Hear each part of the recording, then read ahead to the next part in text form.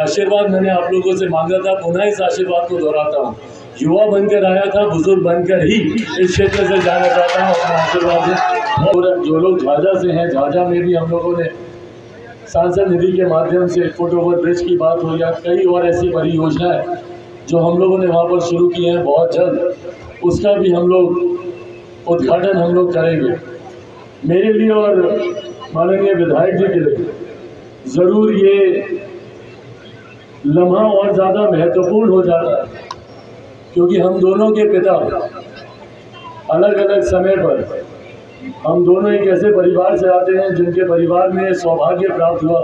हम दोनों के पिता ने अलग अलग समय में रेल मंत्रालय का कार्यभार संभालने का सौभाग्य हम दोनों के परिवार, हम दोनों के पिता को मिला।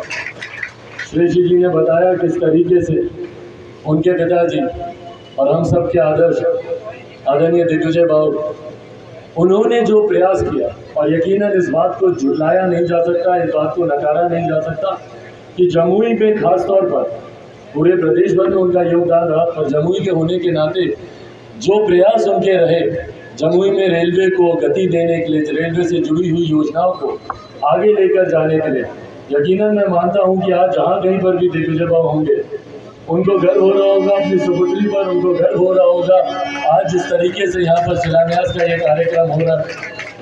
उनकी स्मृति, उनकी यादें ज़रूर हम लोग के साथ हैं। मेरे लिए भी यकीनन एक भावुक क्षण है। मेरे नेता, मेरे पिता जब वो रेल मंत्री थे उस वक्त उनकी भी सोच यही रही, उनकी भी कल्पना रही कि किस तरीके से रेलवे के माध्यम से बिहार के गांव-गांव को मुख्य धारा के साथ जोड़ा जाए। और कनेक्टिविटी का सबसे खूबसूरत माध्यम रेलवे रहा है। हम लोग मानते हैं कि भाई विकास की नींव में रहती है कनेक्टिविटी। जिस क्षेत्र को की कनेक्टिविटी नहीं हो, जिस क्षेत्र को आप जोड़ नहीं सके रेल मार्ग से, मुख्य मार्ग से, तो उस क्षेत्र का मुख्य धारा से जुड़ना यकीनन कठिन होता है। ऐसे में हम लोगों ने इसी सोच के साथ, जितने हमारे साथी जो चकाई विधानसभा से आए, हम लोग को गर्व होता है कि एक लंबे समय से हम लोग का प्रयास, दिग्विजय बाबू का भी एक बड़ा योगदान रहा। उस वक्त उन्होंने सर्वे कराया था कि किस तरीके से झाझा को हम लोग चकाई विधानसभा के साथ हम लोग जोड़े और चकाई विधानसभा को हम लोग मुख्य धारा के साथ जोड़े।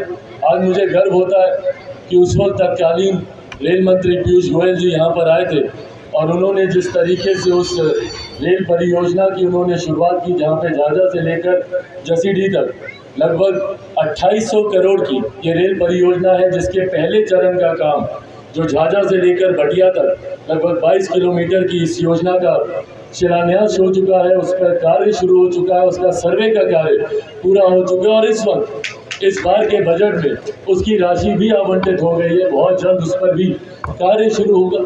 ये तमाम रेलवे से जुड़ी ऐसी योजनाएं हैं जिसका सपना कभी हमारे पूर्वजों ने, हम दोनों के पिता ने देखा था, और आज जब उनका ये सपना पूरा हो रहा है तो यकीनन न सिर्फ एक सांसद होने के नाते, एक पुत्र होने के नाते भी मुझे गर्व की अनुभूति होती है। और अंत में मैं हमारे देश के प्रधानमंत्री और हमारे देश के रेल मंत्री अश्विनी वैष्णव जी का विशेष तौर पर मैं धन्यवाद दूंगा, जिन्होंने लगातार मुलाकातों में जिन्होंने इस बात का विश्वास दिलाया कि उनकी पैनी नज़र देश के हर एक कोने में है। जमुई जैसा क्षेत्र जिसको नक्सल प्रभावित क्षेत्र कहते हैं, जो कि मुख्य धारा से एक लंबे समय तक कटा रहा, आज जमुई में भी इस तरीके की केंद्र की परियोजनाएं एक के बाद एक आ रही हैं। भले वो केंद्रीय विद्यालय हो, भले वो मेडिकल कॉलेज हो, भले वो पासपोर्ट ऑफिस हो, भले वो FCI का जोनल ऑफिस हो, एक के बाद एक इस तरीके की योजनाओं का हमारे क्षेत्र में आना यकीनन दर्शाता है कि वो दिन दूर नहीं जब जमुई बिहार के सबसे विकसित जिलों में से और जमुई लोकसभा बिहार का सबसे विकसित लोकसभा होगा।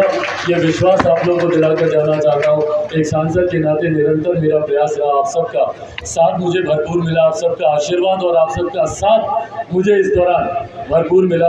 और मैं पुनः दोहराता हूँ, राजनीतिक बातों में नहीं जाऊँगा, कौन कहाँ से चुनाव की बातें, बट हाँ, ये आशीर्वाद मैंने आप लोगों से मांगा था, पुनः इस आशीर्वाद को दोहराता हूँ। युवा बनकर आया था, बुजुर्ग बनकर ही इस क्षेत्र से जाना चाहता हूँ अपना आशीर्वाद है। बहुत बहुत धन्यवाद। जय हिंद, जय बिहार, जय।